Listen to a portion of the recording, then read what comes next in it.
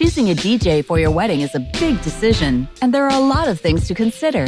Let's take a look at 5 key things you should consider during your search. Number 1. Is this a full-time company? After all, your wedding has a lot of moving parts and people involved. Questions are going to come up, and sometimes at a rapid pace. One disappearing vendor can put a roadblock on everything until your question or idea is covered. With a reliable, full-time company, you'll ensure a prompt response time. We just avoided a bunch of stress there. Number 2. Is the DJ willing to customize your day, or are they just going to go through the motions? Maybe, for example, your family is Greek and your fiancé's family is Dominican, so you need some music that represents both families. Or maybe you love indie rock and want to hear some on your big day. Make sure your DJ knows how to incorporate what is important to you and is passionate about it. Just remember, a talented DJ will also be reading the crowd. We highly recommend that you find someone you trust and then give them the freedom to make musical decisions throughout the night. There is an art to this.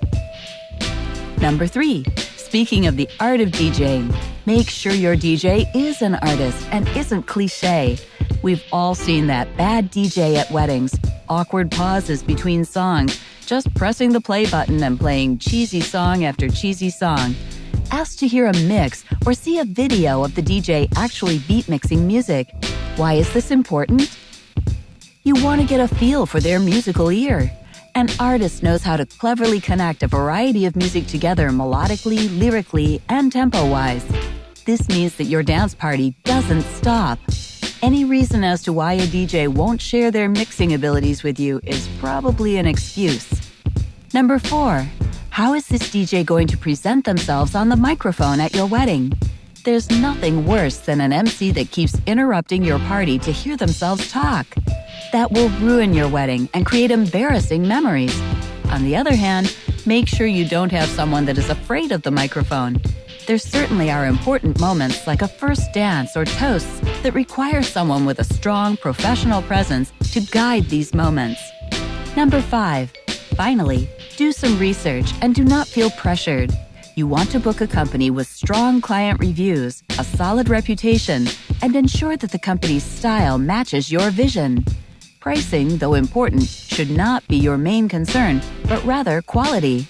It is common for pricing to vary when considering wedding vendors, and sometimes drastically. In most cases, this reflects the time, energy, and talent that will be applied during and leading up to your big day. And remember, look for a vendor that has the heart of a teacher.